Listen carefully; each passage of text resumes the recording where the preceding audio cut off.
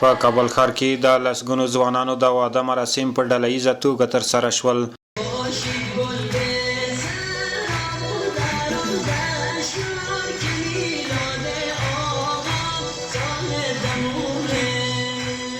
د توحید د کلتوري او ښوونیز مرکز له لوري د لسګونو هغو ځوانو جوړو د واده لګښتونه ورکړل شوي وو چې له اقتصادي ستونزو سره مخ وو.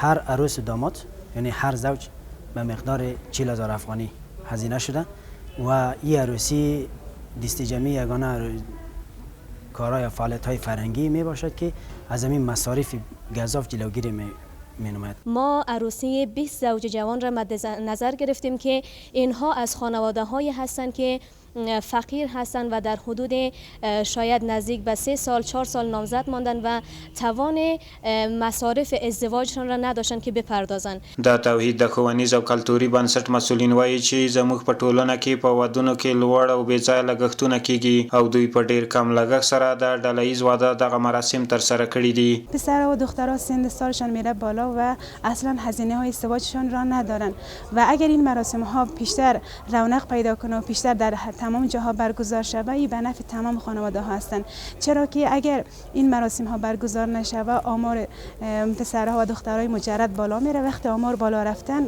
طبعا فساد هم در جامعه بیشتر میشه. پسر دوم است که بخیر مراسمش برگزار میشه. خیلی خوشحال هستیم. ما یک پسر کلان ما را به سالهای قبل به اصطلاح ما می‌دیدیم جمع دوستا بودیم.